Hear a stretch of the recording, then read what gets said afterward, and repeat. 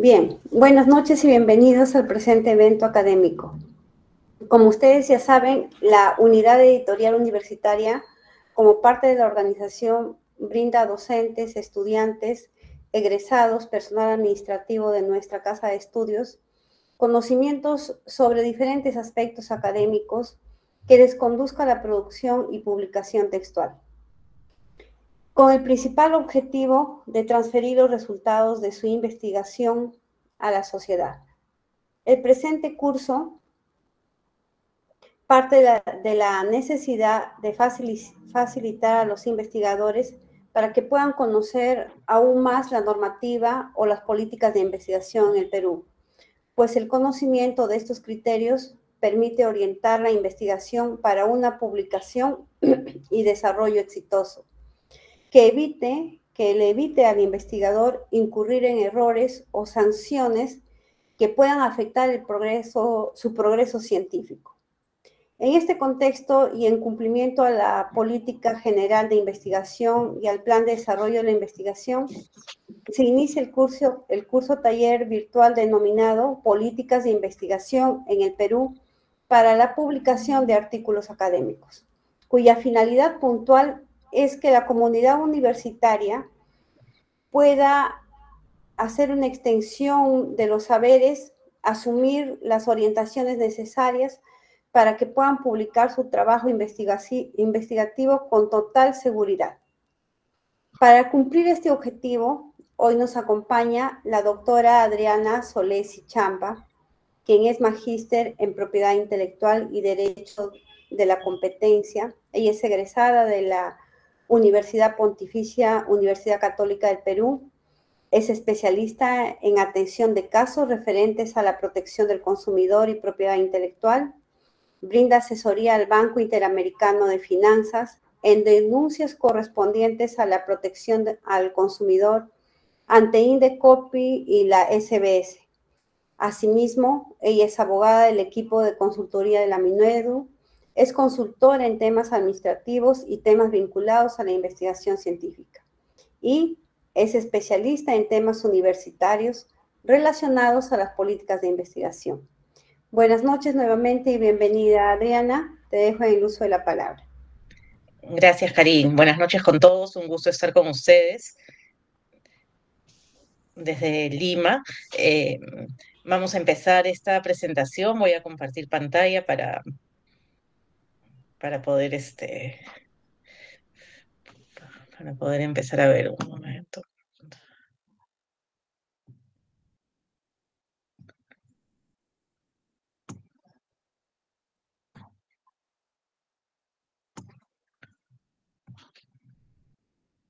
¿Se está viendo mi pantalla? Sí, Adriana, sí se observa. Ya. Sí, excelente. Empezamos pues con estas políticas de investigación en el país, el análisis normativo, vamos a ver lo que es RENACIT, acá está, y el CTI Vitae. Como ven acá, mi nombre es Adriana Solesi Chamba, yo soy abogada por la Pontificia Universidad Católica del Perú y trabajo apoyando también al profesor Marcel Velázquez en temas de investigación y en diversas consultorías que hemos hecho en la UNSAC, en Cusco, en la Universidad San Cristóbal de Huamanga y también hemos trabajado antes con la universidad de ustedes, ¿no? Empezando con las políticas de investigación en el Perú, tenemos que tener claro que CONCITEC que es el Consejo Nacional de Ciencia, Tecnología e Innovación Tecnológica, es la institución rectora del Sistema Nacional de Ciencia, Tecnología e Innovación Tecnológica en el Perú, ¿no? Ellos son los que supervisan las acciones del Estado en materia de investigación, de ciencia, de tecnología. Una manera como ellos lo hacen es a través de Prociencia. No sé si ustedes tienen conocimiento, Prociencia es parte del CONCITEC y a través de ellos hay fondos que se orientan a distintos temas de investigación, ¿no? El país quiere orientar mucho de los recursos en temas de investigación más de patentes, en temas agrarios. Cuando hubo el tema del COVID, hubo muchos fondos para investigación sobre el COVID. Ahorita, en enero, vence un concurso para ciencias sociales, pagan también algunos viajes. Es cuestión de estar entrando a Prociencia y ver qué fondos tienen disponibles, ¿no? Tienen fondos disponibles también para investigadoras mujeres, en coordinación con empresas, porque también tienen convenios con empresas privadas, ¿no? Aparte de lo que es Concitec, tenemos también, por otro lado, dentro del marco general de las normas que regulan la investigación en el país, a la ley universitaria. Como saben, esta es la ley 30.220 que promueve la investigación en la universidad. Entonces, hay varios artículos dentro de la ley donde se queda claro que se busca dentro de la universidad la investigación, ¿no? Por ejemplo, en el artículo 3 definen a la universidad como una comunidad académica orientada a la investigación y a la docencia. Uno de los fines también que mencionan en el artículo 5 uno de los fines de la universidad es el espíritu crítico y la investigación. Otro de los fines de la universidad ponen también que es promover la investigación científica, tecnológica y humanística.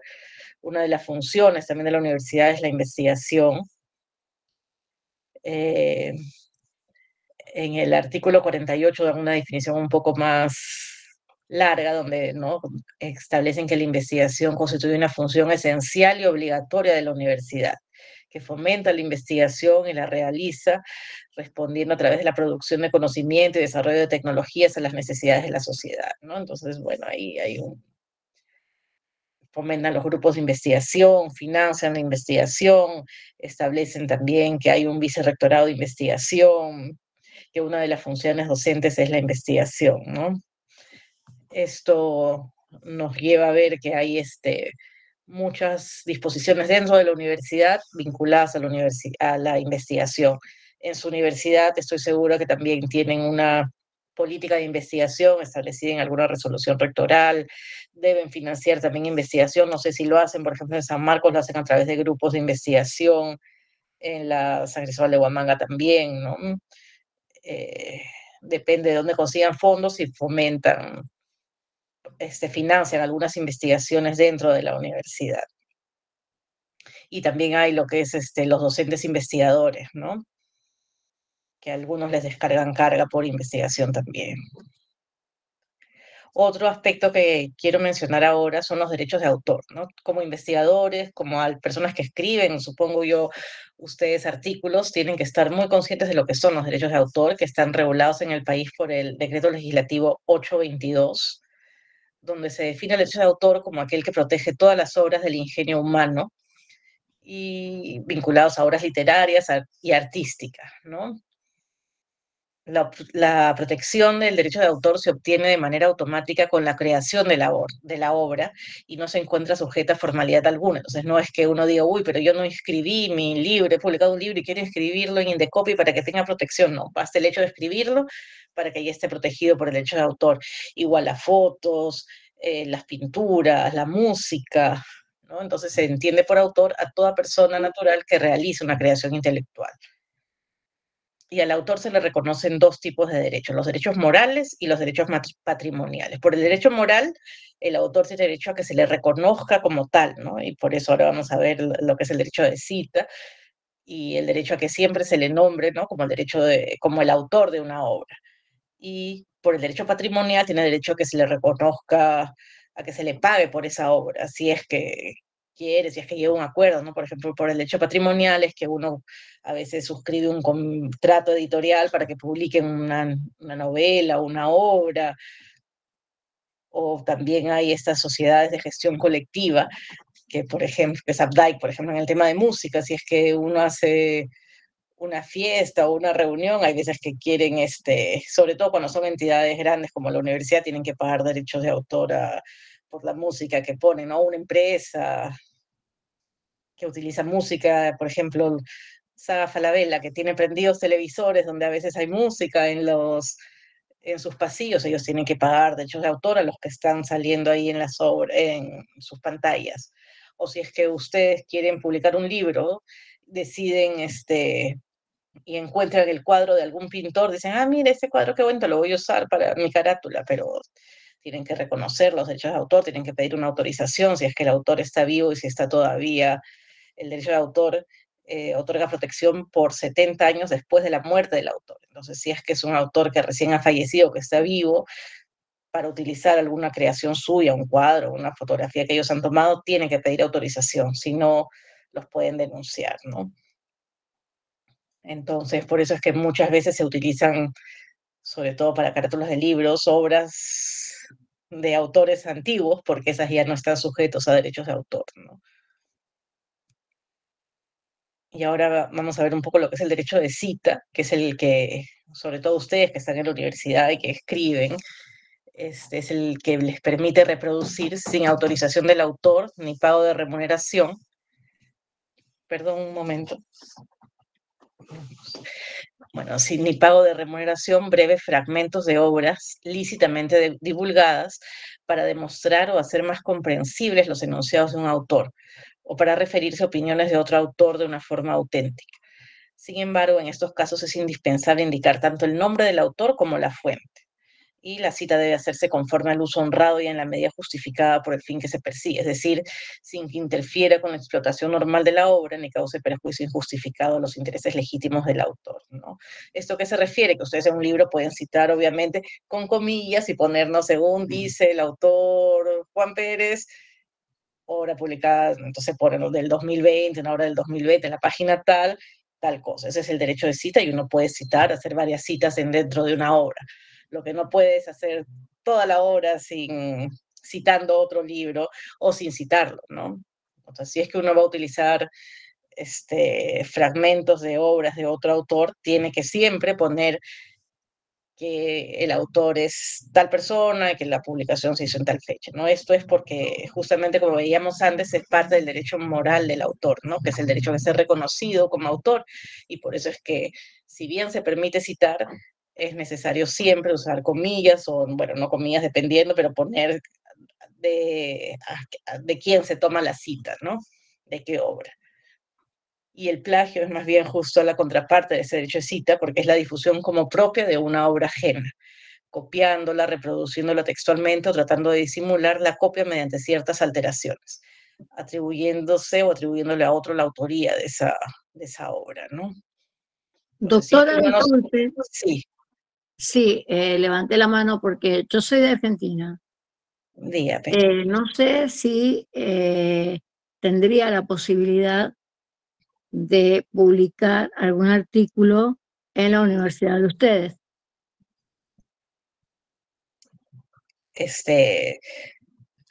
Depende, como se sabe ahora, las publicaciones se hacen a través en revistas y tiene que presentar su artículo para ver si es que si es aceptado, ¿no? Está. Es Entonces para yo, no estar en el curso y nada más que para saber y no sacar sí, provecho para mí. no, no se preocupe, pero yo en casi todas las universidades peruanas hay revistas en las distintas áreas y cuando uno quiere publicar es cuestión de que mande su artículo para ver si es aceptado, ¿no? Muchas gracias, disculpe la interrupción. No, de nada. Bueno, ahora después de ver esta parte normativa inicial, vamos a entrar a lo que es el RENACIT, que como ustedes saben es el registro que hay en Perú para registrar, valga la redundancia, a los investigadores, ¿no? Es un registro que pertenece al CONCITEC y el último reglamento aprobado es el del año 2021, que cambió un poco las normas de juego, ¿no? Y vamos a ver acá cuáles son los criterios. Acá está, esta es la página, pueden ver, de RENACIT. En la parte inferior izquierda uno puede buscar investigadores y esa es una búsqueda que puede hacer cualquier persona de cualquier país, quiere saber si la persona a la que está leyendo está registrada acá en RENACIT y es reconocida como un investigador calificado, puede buscarlo y ahí en ese registro encuentra su producción académica, ¿no? A ver, una cosa primera es que para registrarse en RENACIT hay que completar el CTI Vitae con el sustento correspondiente. Más adelante vamos a ver esta parte. Y si se considera que se puede alcanzar el puntaje mínimo, porque uno puede llenar el CTI Vitae sin pedir el registro en RENACIT. Son dos cosas, si bien están vinculadas, son dos cosas distintas, ¿no? Y si se considera que se puede alcanzar el puntaje mínimo, ya se pide la evaluación para ingresar al RENACIT.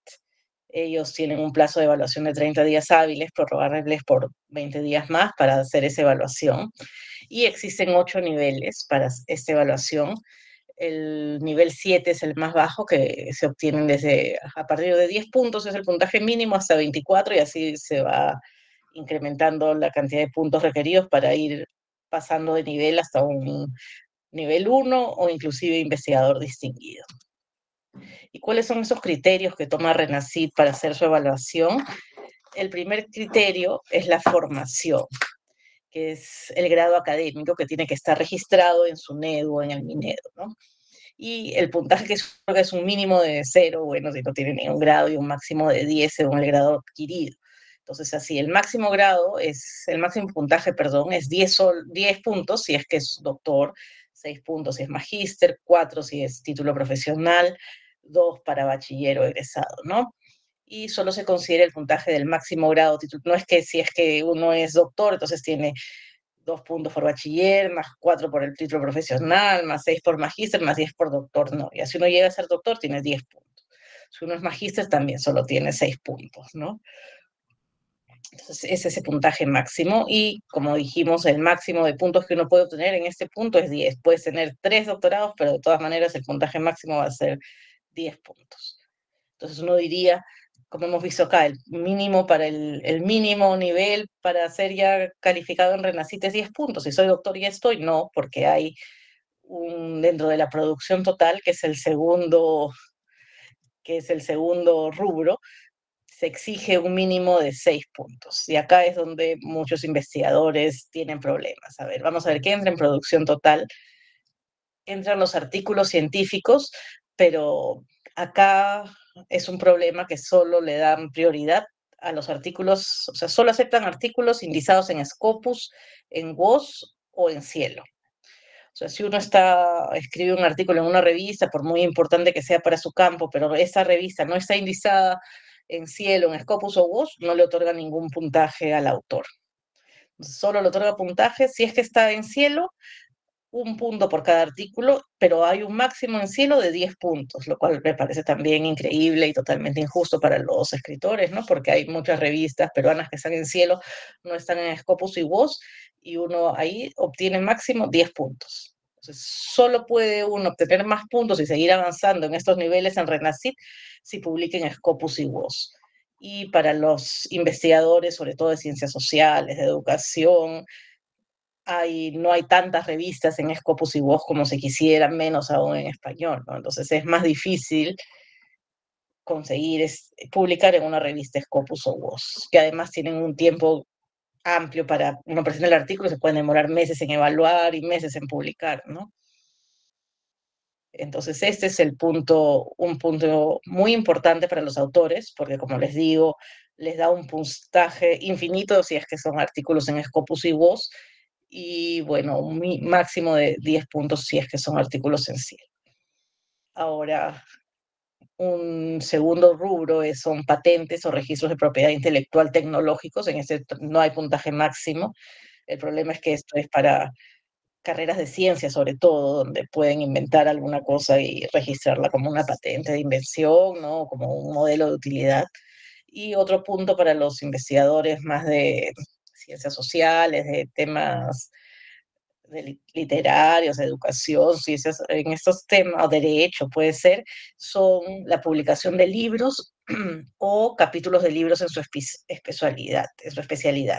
Acá también hay un máximo de 10 puntos, que también es injusto, me parece a mí, en mi criterio, porque muchas personas publican libros. Ahora no es un libro, no es una novela, no es un poemario, tienen que ser libros de investigación que estén indizados en bases de datos biográficos o que cumplan un proceso de revisión por pares externos y que sean producto de una investigación. En este rubro que estamos viendo de producción total, el puntaje mínimo, como les decía antes, es de 6 puntos entre artículos y libros. Entonces, si ustedes tienen 10 puntos porque tienen un doctorado, pero solo tienen 4 puntos porque tienen muchos artículos, pero solo un artículo en Cielo, un artículo en Scopus y un capítulo de libro y llegan solo a 4 puntos, no, no pueden ser calificados como investigadores renacidos, ¿no? Adriana, Sí, disculpe, ¿es posible una pregunta? sí, claro. Sí, en la diapositiva anterior se manifiesta lo de patente o registro de propiedad intelectual, ¿verdad? Ujú. Ya, pero Concitec no considera el registro de autoría. No derechos de No, autor. Por eso es el no, registro de propiedad intelectual tecnológicos. nada más paquete tecnológico. Sí. Sí, o sea, y ahí pues, no es posible que de repente coordinen Indecopy para que por lo menos en la nomenclatura haya una homologación, porque crear una obra en ciencias sociales es tal cual en la condición tecnológica, pero no lo admite. Y No lo admiten. lo otro es que, Adriana, ¿por qué pedir, por ejemplo, para un libro que tenga revisión de pares, sabiendo, por ejemplo, el poder que tiene o la trascendencia que tiene la editorial? Es Y así. también es un poco curioso, ¿no? Es curioso, porque además en este caso de libros y capítulos de libros, no basta que uno ponga el libro ahí, sino que tienen que adjuntar, si no, no lo validan, una constancia que diga, este libro ha sido sujeto a revisión por pares. Y además, este libro, pueden ser dos constancias distintas o una que diga, y este libro es producto de una investigación, porque si no dice eso, no lo aceptan, ¿no? Y producto de una investigación, ellos quisieran que sea en caso de una universidad, no sé, pues si es que han ganado un proyecto de investigación, que el vicerrectorado de investigación diga, sí, este proyecto, esta investigación, este, este artículo es producto de la investigación que se hizo en relación a tal concurso. Y después que el libro en sí sea objeto de revisión por pares. O sea, Ahora, las editoriales universitarias, por lo general, últimamente, al menos en la Católica, en San Marcos, están haciendo ya revisión por pares. Entonces, sí pueden emitir una constancia diciendo este libro, y bueno, si es que ya es producto de una investigación realizada por el autor y ha sido sujeto a revisión por pares, ¿no?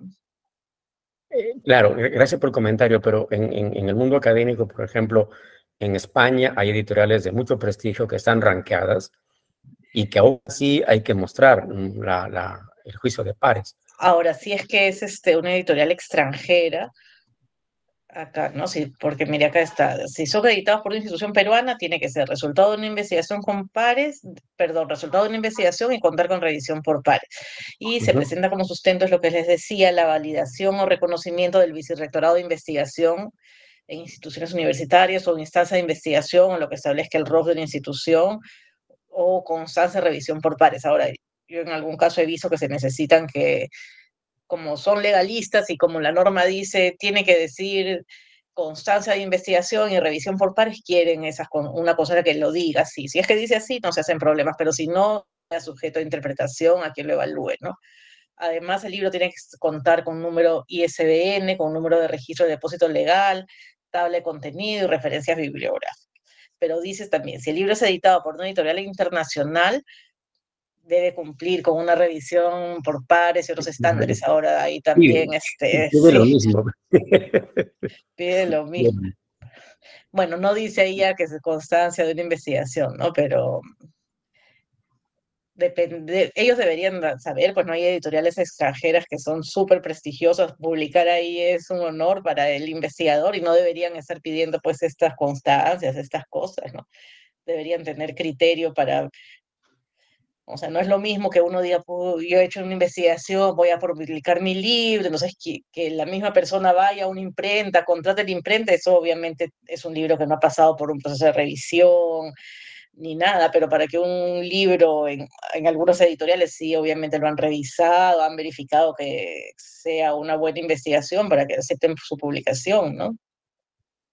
Claro. Entonces es increíble que no lo acepten. Entonces yo sí coincido con usted que es increíble, que es y espero que con las críticas que está teniendo esto reevalúen este reglamento, ¿no? Que está perjudicando mucho, sobre todo a los investigadores de ciencias sociales, porque ese reglamento se ha hecho pensando sobre todo en investigaciones pues más científicas, en, no sé, pues medicina, ingeniería, en ese tipo de cosas, ¿no? En ese tipo de investigadores.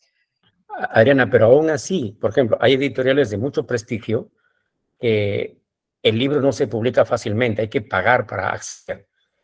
y el ISBN ya tiene otra característica porque es un libro publicado en el formato EPUB.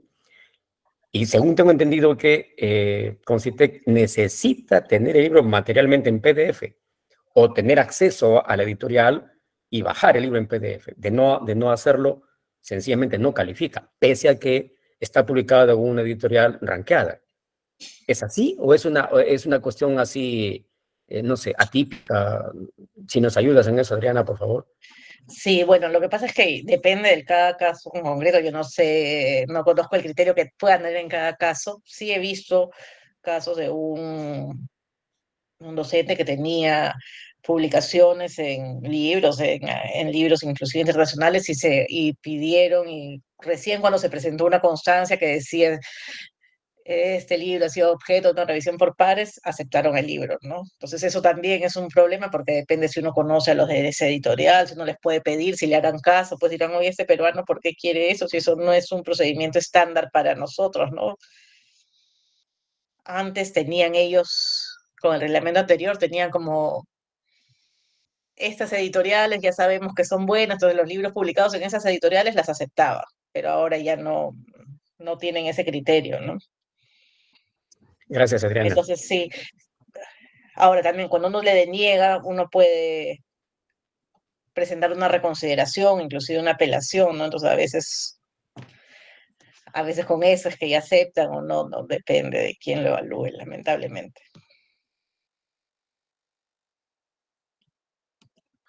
Sigamos, un tercer punto que también da puntos es la asesoría de tesis, pero son tesis sustentadas y aprobadas. Y otorgan 2 puntos si es que la tesis fue para obtener el grado de doctor, 1 punto si fue una tesis para grado de magíster, y 0,5 puntos si fue una tesis para obtener el bachillerato o el título profesional. Otro problema acá también es que el máximo es de 10 puntos, entonces si uno asesora bastantes tesis, ya queden 10 puntos, no consideran puntos adicionales por las tesis. Y que esa tesis sea sustentada y aprobada se acredita con el enlace de la tesis en el RENATI de la SUNEDU o en el repositorio institucional. Por ejemplo, San Marcos tiene un repositorio cibertesis, no sé si la Universidad Pedro Ruiz Gallo también debe tener su repositorio institucional, entonces hay que adjuntar el link donde ya entonces la tesis tiene que haber sido sustentada, aprobada y ya se subió al repositorio. Recién ahí es que la aceptan para RENACIT y no se considera como sustento, por eso resoluciones de designación como asesor o como coasesor o algún otro documento equivalente, ¿no? Y tampoco basta el acta de aprobación, ¿no? Tiene que estar ya la tesis subida al repositorio institucional. Esta es a la tabla del reglamento que dice lo que acabamos de decir, ¿no? Que yo lo he dividido para la exposición, pero ahí donde se ve en la última columna a la mano derecha el puntaje mínimo, ¿no? Y como se ve es en producción total que se exige ese puntaje mínimo de 6 puntos.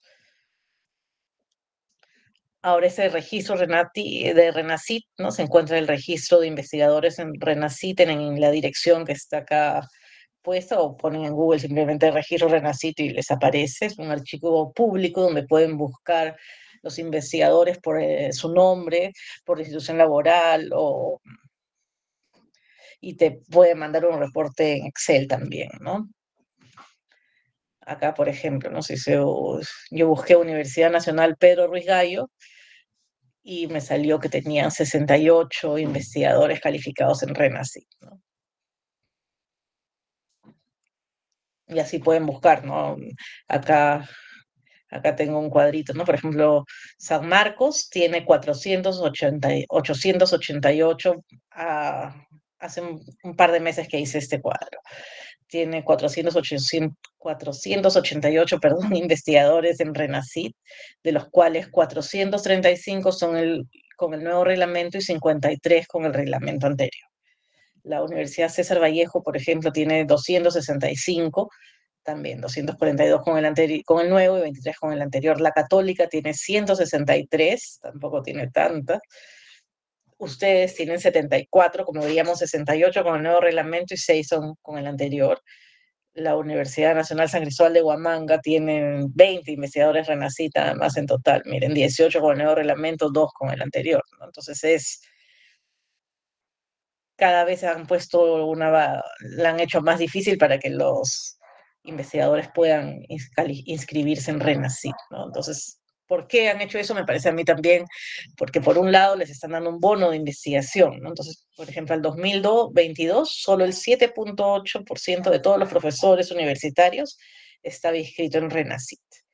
Y la mayoría de esos pertenecía a universidades públicas. Ahora puede haber cambiado y hay más universidades privadas, porque también las universidades privadas les están exigiendo a sus profesores que se inscriban en RENACYT, les piden, también les dan bonos por artículos publicados, depende, ¿no? En las universidades públicas lo que se otorga es un bono del Minedo a los profesores RENACYT. Con el anterior reglamento hubo 1.576 beneficiarios al año 2022, pero con el nuevo reglamento, como exige encima pertenecer por lo menos al nivel 5, han descendido mucho los profesores investigadores. Por ejemplo, la Facultad de Letras de San Marcos se redujeron de 20 investigadores que tenían derecho al bono a 6. Entonces, esto también lo hacen para decir, sí, fomentamos la investigación, otorgamos un bono, pero no queremos pagar el bono. Entonces, cada vez les ponen requisitos más difíciles para pagarle a menos personas ese bono de investigación, ¿no?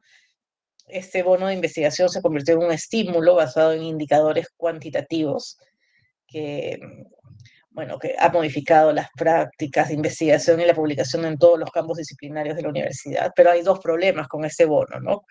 Bueno, como veíamos, uno primero, en realidad es que lo han hecho más difícil. Este nuevo reglamento RENACYT, como hemos visto, es muy restrictivo en qué tipo de artículos acepta, pero además hay otros dos problemas como son el fraude en las publicaciones y la fábrica de tesis, ¿no? Justo hace poco hemos visto en Panorama o en el 2, creo que sacó un informe de cómo algunas personas que aparecen como, no sé, una persona que era de educación, que tenía unos artículos sobre no sé, neurociencia, unos artículos complicadísimos que suena raro, ¿no? Ya de dónde saca estas publicaciones, o muchas publicaciones también es sospechoso, ¿no? Es tan difícil hacer un artículo, encima presentarlo a una revista indexada, que lo acepten, dura meses, entonces tener 1 o 2 artículos al año es un montón, y que una persona tenga 10 de pronto es raro también, ¿no? Entonces nos lleva a pensar que puede haber fraude. Y otro problema también es la fábrica de tesis que hay mucho, ¿no? Máquinas de tesis, por ejemplo, acá tercerización y simulacros o servicios, porque hay servicios que ofrecen redactarte una tesis, ¿no? También salió en un programa televisivo cómo ofrecían hacer tesis. Una señora decía, sí, yo he hecho tesis hasta de, no sé, de medicina, y aprobó la persona, o sea, estaba contenta que había hecho varias tesis que habían aprobado. Entonces hay universidades que no tienen políticas de integridad académica, que no fomentan ni sancionan cuando hay estos casos, ¿no? Como además se privilegia el credencialismo, entonces muchas veces se necesitan los profesores, por ejemplo, ¿no? Para que los nombren o para que mejoren en su nombramiento, en la categoría que tengan como profesores, se favorece que tengan una maestría, entonces todos se desesperan por tener maestría, se hacen cualquier tesis con tal de obtener la maestría, ¿no? La mayoría de universidades no cuenta con suficientes profesores para dirigir tesis, y hay tesis que no producen nuevo conocimiento, ¿no? Que son muy simplonas, muy simples, casi no tienen una pregunta, una hipótesis, nada, porque lo único que quieren es sacar la tesis y sacar el título, ¿no? Por ejemplo, acá este es Renati, donde se registran las tesis, este cuadro que tenemos acá, y por ejemplo por ranking de instituciones, ¿no? La universidad que más tesis tiene es la Universidad César Vallejo, que tiene como no leo bien ahí, 135.000, creo, un montón. Y en segundo lugar, la Católica con 21.000, pese a que la Vallejo es una universidad mucho más reciente, ¿no? Y en advisors, dice acá, que son los asesores de tesis. Por ejemplo, hay una profesora que ha asesorado 713 tesis, o sea, como es increíble también que una sola persona pueda asesorar tantos, ¿no? Otra segunda persona, más de 500 tesis, varios hay acá, entonces eso nos hace pensar que esas tesis, qué tipo de tesis serán, qué tipo de asesoría puede haber dado. Si se reuniera solo con esa persona 1 hora a la semana, ya no le alcanza el año para tantas tesis. Entonces hay hay que ser cuidadosos y la universidad tiene que tener políticas claras para evitar el fraude, ¿no? El fraude académico que últimamente se está descubriendo que se da mucho. Justamente se ha querido que porque los artículos son Scopus o WOS se evite el fraude y se está viendo que no es así, ¿no? Que ya sea porque hay coautorías, porque compran artículos, porque pagan de alguna manera, pero se está viendo que no todos los artículos son totalmente originales y legales, ¿no? Bueno, ahora pasamos a ver lo del CTI Vitae, que como les decía, es el primer paso para inscribirse en RENACIT, para obtener el registro en el RENACIT. Pero además no solo es para eso, ¿no? Porque muchas veces cuando uno busca un investigador, dice, quiero saber sobre esta persona, este profesor, uno puede poner en internet su nombre y si es que está registrado en el CTI Vitae, uno puede acceder porque es un acceso público y cualquiera puede revisar los grados académicos que tiene otra persona, las publicaciones que tiene. Entonces es importante que los investigadores tengan actualizado su CTI Vitae, ¿no? Entonces acá está el link para ingresar, que es con CITEC, también es el CTI Vitae. Hacen clic en iniciar sesión, se ingresa, ¿no? Si es la primera vez que uno se registra, tiene que registrar sus datos personales, como en todo registro, ¿no? El DNI, con el DNI jala ya el nombre automáticamente, el nombre, apellido, hay que registrar la fecha de nacimiento, el correo electrónico, la dirección. Se puede poner una foto de perfil, hay varios que no tienen foto de perfil, se ve mucho mejor que tenga su foto de perfil, teléfono, ¿no? Después hay que elegir tipo de documento, generalmente es DNI, ¿no? Como decía, se valida con RENIEC que se jala la información, pide un correo electrónico, clave de acceso, lo veíamos, ¿no? Y a las siguientes veces que ingresa, una vez que crea su cuenta, porque va a pedir un código de cuenta, ya solo con el usuario y la clave ya se ingresa más fácil, ¿no? Bueno, es primero una vez que se registra esa primera parte, ya se puede ir registrando la investigación, las tesis, todos los premios que han obtenido, los idiomas que hablan, ¿no? Dónde trabajan también, todo eso se completa en el CTI Vitae. Esta es la página, por si no han entrado, ahí está iniciar sesión, se pone el DNI, la contraseña y se ingresa, o se puede iniciar sesión también con el código ORCID. ¿No? Como decía, comentar esa parte inicial, se pueden completar los siguientes campos de formación académica. Los grados y títulos se importan de SUNEDU, se llena el idioma, se completan las líneas de investigación, proyectos de investigación en los que ha participado, producción tecnológica o industrial como patentes, producción científica, distinciones. Y en producción científica, los artículos de Scopus y WOS los importa el sistema. Y con el código ORCID o Alicia también los cielo, también los jala. Y ya hay una parte de ingreso manual donde se agregan los artículos en otras revistas que no sean Scopus, WOS o Cielo, o que sean Alicia, y se agregan también los libros, los capítulos de libros de manera manual, ¿no? Y hay que adjuntar en cada uno de esos casos el PDF. Si es un libro, no es necesario el PDF de todo el libro, ¿no? Puede ser la carátula, el índice, la primera página, ¿no? Un par de páginas y ya. Acá está, por ejemplo,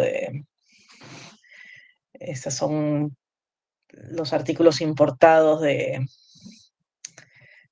Scopus, como dice ahí, miren, Web of Science, Orcito, Alicia, y con eso jala el sistema solito los artículos, ¿no?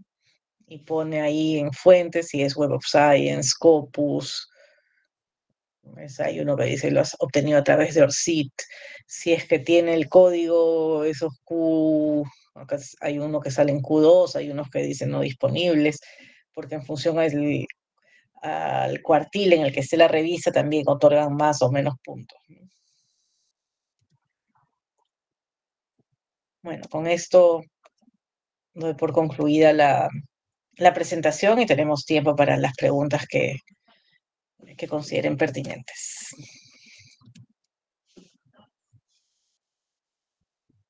Pueden hacerlo por el chat o por el...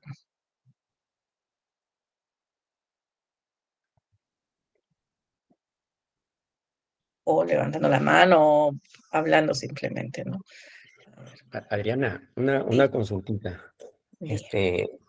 Por ejemplo, el tema de que se compra o se venden artículos, bueno, polémica la situación porque se acusa al maestro de tener excesivos números de asesorías y que a la vista se ve, ¿no? O sea, es evidente. Sí. Pero ¿qué se puede hacer, por ejemplo, en una universidad donde los docentes son pocos frente a la demanda de estudiantes y que por función nos corresponde? Por ejemplo, un docente que tiene el curso de investigación, ¿no? Desarrolla el curso de investigación y termina con el más del 50% de esos alumnos asesorando la investigación. Evidentemente, si de ellos provienen algunos artículos, el docente termina siendo el coautor. Sí, pues. Claro, ¿no es cierto, Adriana? Entonces, los estudiantes realizan la investigación en su tiempo determinado, el docente colabora, contribuye, ¿no es cierto? Y termina este maestro, como el asesor ahí, que a vista de todos es el coautor y que probablemente se acuse de, pero eso no es verdad, Adriana. Eso no es verdad. O sea, yo puedo tener a 3 grupos trabajando paralelamente y estoy orientándolos paralelamente y los 3 artículos se publican en un tiempo que la revista considera. Entonces, es arbitrario decir que hay autores que son una máquina. No, señor, sino que se dan esos casos. Se dan, sí, pero también es cierto que no siempre que uno asesora, por eso se convierte en coautor, ¿no? O sea, solo por el hecho de asesorar, me parece que no es coautor, a no ser que participe un poco más, que también escriba unas partes, ¿no? O sea, solo No, por asesorar un yo, artículo. yo, yo le estoy hablando, Adriana, en ese sentido, en el sentido estricto de que el asesor sí contribuye, sí colabora. Claro, si O sea, fuera ese el caso, sí, también, claro, habría que ver bueno, caso por caso, ¿no? evidentemente. Sin embargo, los códigos de ética a veces son, sí, pues a veces son un poco lapidarios y buscan justificar la participación del maestro bajo el rol que le corresponde, que eso es correcto. Pero en nuestro medio, Adriano, usted debe saber muy bien que un docente que escribe hace corrección de estilo, maquetación, ortografía, hace de todo. Y ese no es el Claro, papel del investigador. Ese no es el papel del investigador. Pero hay que hacerlo porque la demanda, la inquietud, la expectativa. O estoy mal, Adriana, permítame un no, comentario. sí, claro, pero además, claro, uno también tiene que recursearse como sea, ¿no? Hay veces que le piden, ¿no? Tiene que hacer corrección de estilo, tienen que hacer distintas cosas, o a veces no hay quien lo haga y uno tiene que asumir ese rol para que logre salir un libro o un artículo, ¿no? Y no siempre se reconoce esa labor, eso sí es cierto también, ¿no? Definitivamente. Entonces, Adriana, esa polifuncionalidad, esa condición magnánime del maestro que está ahí comprometido, evidentemente en otros escenarios corremos el riesgo de que se nos mire de ese modo, pero no es así. No es así. O sea, hay cosas que por su misma condición el maestro tiene que ser muy versátil. Sí, es Muy cierto, versátil. muchas cosas tienen que ser muy versátiles, pero también, claro, por eso es que lo que pasa es que hay tantos casos donde sí hay fraude, donde hay maestros que se aprovechan, que es difícil distinguir, no decir, no, este sí de verdad participa, este sí lo hace, y no, este es uno que se aprovecha de los alumnos y que no hace nada y que les dice, no, ya como yo te asesoro, tú me pones acá como autor y sí o sí, si no, no te asesoro. Entonces, hay cómo distinguir, ¿no? También es difícil.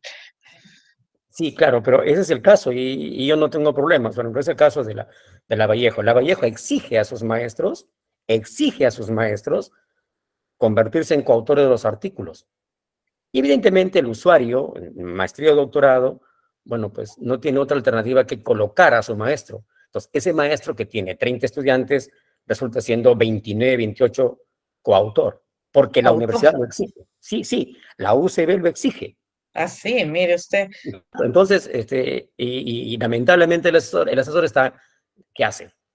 Está en una encrucijada, porque evidentemente la Vallejo considera que si se publica el artículo mínimo en cielo, es un requisito de graduación, en maestría o en doctorado. Así, por eso es que ha Claro, aumentado tanto sus claro, publicaciones, ¿no? Porque claro. Claro, sí, Tampoco. entonces, o sea, así estamos, Adriana, sí, es un Sí, poco pues, complicada la es realidad. un poco complicada la realidad, sí, claro. Como siempre, la realidad nos excede, ¿no? Y los reglamentos, la norma, como siempre, va por un lado y la realidad va por el otro, y siempre allá de lo que uno podría pensar, ¿no? Cuando piensa la norma dicen, vamos a hacerlo así, porque de esta manera vamos a evitar cualquier tipo de fraude y por ahí siempre se cuela, ¿no? De alguna manera. Gracias, Adriana, por escuchar un De momento. nada. Sí, dígame, Omar. Buenas noches. Buenas noches, doctora. Quiero hacer una consulta. Bueno, Dígame. yo estoy en el campo de la ingeniería del software y ¿En yo el quería campo de qué, perdón? consultar en el campo de la ingeniería del software. Ya. Yo quería consultar básicamente por el tema de la producción de software, que normalmente nosotros registramos y, a través de derechos de autor. Ujú. ¿No? ¿Eso tiene algún rubro dentro del esquema de evaluación que nos había compartido, creo, hace un momento, No, para porque Renací? lamentablemente para el reglamento RENACI tiene que ser patentes o derechos no contempla lo que son derechos de autor, por más que sea software, que sí debería estar, ¿no? Pero no está previsto como tal, ¿no? Podría ser Correcto. que si es que ustedes lo presentan y se lo rechazan a través de una reconsideración, puedan explicar de alguna manera y a ver si tienen suerte, pero en sí por el reglamento no está previsto. Correcto, correcto. Listo, gracias. De nada. A ver, acá estoy leyendo un comentario que dice, ¿alguien indicó alguna vez que esta revisión por pares de una universidad no puede revisar autores de la misma universidad? Porque la final solo se puede estar conjugando el libro, yo reviso, tú revisas, nosotros revisamos, claro. Debería ser revisores externos, ¿no? Para que no sea que estén revisando a sus amigos, a sus colegas, ¿no? Ahora también es difícil, pero conseguir a veces revisores externos, ¿no? De otras, puede ser de otras universidades del país, del extranjero, porque es un trabajo que no siempre es pagado, ¿no? Por lo general no es pagado, entonces depende mucho también una revista para que quiere entrar a Cielo, que quiere entrar a ser indizada, de dónde saca estos revisores por pares, ¿no? Estos pares para que revisen sus artículos. Ahora acá también otro comentario dice, el criterio es que tienes que pasar por revisión de pares para evitar las editoriales predador. Claro, eso es lo que se quiere, ¿no? Evitar editoriales predadoras, que hay muchas también que mandan correos, que quieren que uno publique con ellas y que no tienen ningún nivel, o sea, esas sí no tienen ningún nivel de selección, entonces simplemente uno manda lo que sea y lo publican porque uno paga, ¿no? Dice, se supone que que deben existir formatos establecidos, ejemplos de lo que se solicita y de acceso al público por cuestiones de transparencia, evitando así la corrupción de que el evaluador apruebe algo por ser de un conocido. Sí, claro, se supone justamente que la revisión por pares es una revisión ciega, ¿no? Que a uno le mandan el artículo y uno la evalúa sin saber quién es el autor. Entonces, por ejemplo, esas revistas internacionales indexadas, uno presenta, tiene que cumplir una serie de criterios, ¿no? El artículo, y uno de ellos es que manda el artículo sin el nombre, y aparte manda el nombre en el documento sin el nombre, y eso ellos lo reenvían a los pares para que ellos lo revisen, ¿no? Adriana, Sí, ¿me permite un comentario al respecto, por favor? sí. Ya, yo recibo frecuentemente invitaciones para publicar. Ayer Ujú. he recibido la invitación de una revista de tecnología. Yo no soy tecnólogo, no tengo nada que hacer ahí. Y le he hecho seguimiento a la revista. Está en Scopus, está en Simago. Ya me cansé de buscarla y sí está. Entro a Scopus y ha publicado artículos, o sea, recibido en marzo, publicado en abril. Y la invitación que tengo me dice que en 45 días publican mi artículo. Costo $1,200. Sí, pues, pero esas son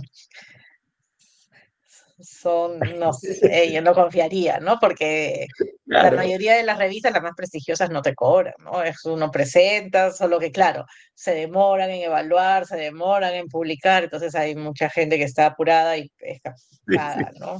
No, no, Sí, pero es decir, si alguien dice voy a Simago o le hago seguimiento, se va a convencer que sí está la revista. que sí Sí está, está sí, pues vigente, sí está vigente, Adriana. Pero sabemos que no es así porque los parámetros para publicar un artículo toma tiempo. Y si la revista es escrupulosa, se respetan sus tiempos. ¿Ah? Se sí, respetan, pues que claro. a veces supera el año, 9 meses, 10 meses, para Sí, que claro. incluso te digan que no va el artículo. Sí, Corremos ese pues, riesgo. sí, sí, claro, se corre ese riesgo, sí. Sí, sí.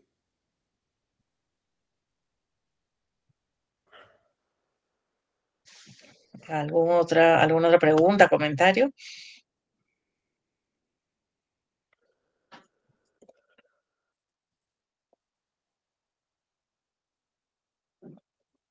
Buenas noches, Adriana. Buenas noches.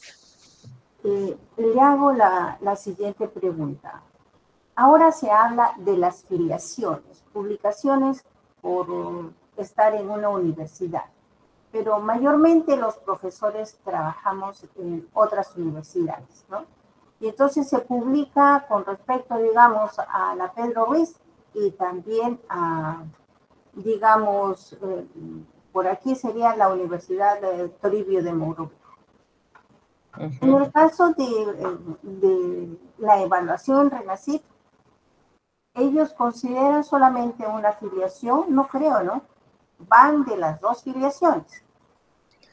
Lo que pasa es que uno tiene que colocar cuál es la afiliación en el artículo, ¿no? El artículo, generalmente la revista te pide una afiliación y la afiliación que uno pone primero, esa es la que vale. Y también para registrarse en Renacit hay que poner una afiliación, ¿no? Uno puede trabajar en varias universidades, pero hay una a la que uno se afilia y esa es la que toman en cuenta para considerarlo. Ah, ya, este es de Renacit y este pertenece a la universidad, como dice acá, la Pedro Ruiz Gallo, o a la otra, la de...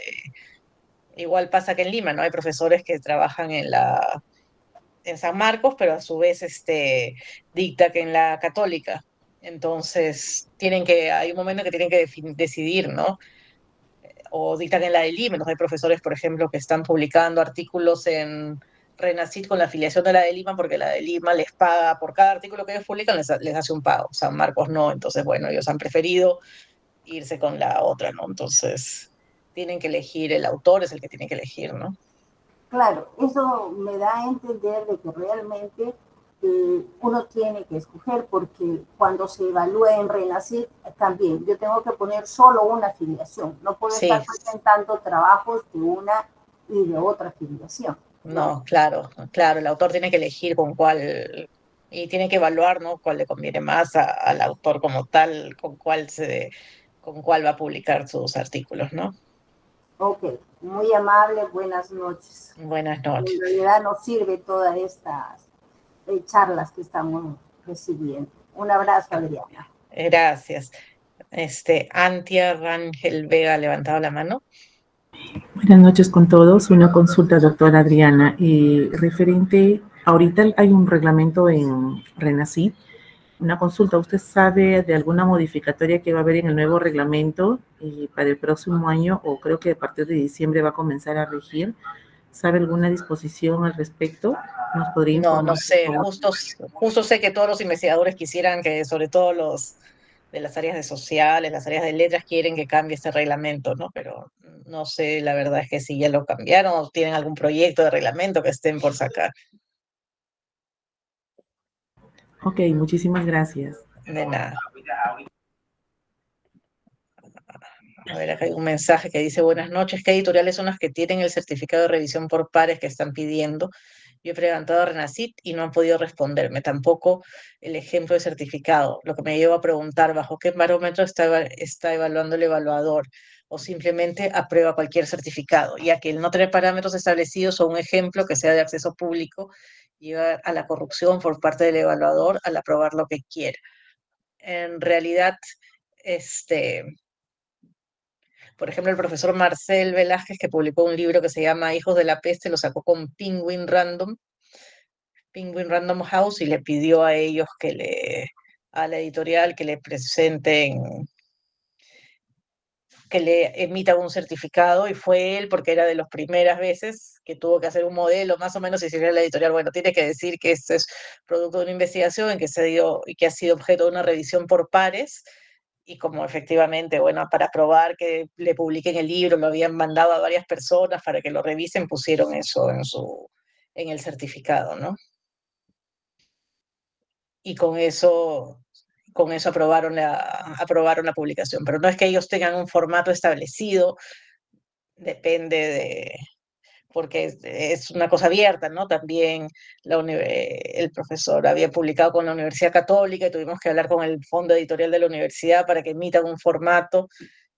Yo supongo que ya varios autores estarán pidiendo, entonces ya las universidades o los fondos editoriales universitarios ya tendrán su formato, que más o menos debe tener ese contenido, ¿no? No todos los formatos son igualitos, pero con que diga esta publicación fue objeto de una investigación en el marco, no sé, pues dependerá en cada caso de una investigación sobre tal tema, y ha sido objeto de una revisión por pares, con eso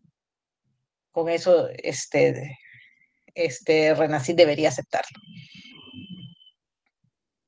Acá me dicen, la unidad editorial de la Pedro Ruiz Gallo establece el proceso de revisión por pares. Todos los libros editados pasan por esa revisión.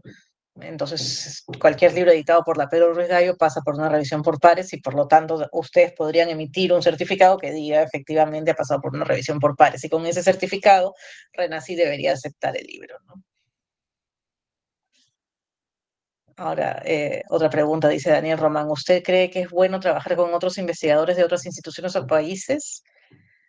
Sí, claro, sí, siempre y cuando que la colaboración sea verdadera, real, yo creo que es muy bueno, ¿no? Eso además, mañana lo vamos a ver sobre el posicionamiento global del investigador, ayuda a que uno se posicione mejor, ¿no? Pero siempre que sea algo, o sea, que sea de verdad, que uno trabaje, que uno discuta un libro, que cada uno escriba una parte, que se reúnan a discutirlo, a conversar el artículo y lo publiquen, me parece totalmente válido, ¿no? El problema está que ahora se han detectado también muchos casos de unas colaboraciones sospechosas, no sé cómo se le ha puesto, ¿no? Que se está publicando artículos con Irán, con unas personas de unas universidades rarísimas y de unos temas donde se dice que es raro, ¿no? ¿Cómo van o sea, en qué van a colaborar con estos de realidades tan distintas, donde no se sabe, ¿no?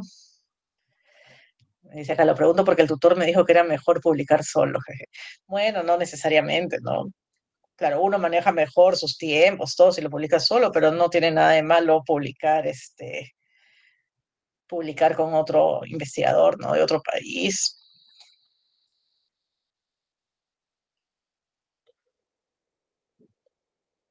De nada. Bueno, ya estamos llegando al final de la presentación. ¿Alguna otra pregunta?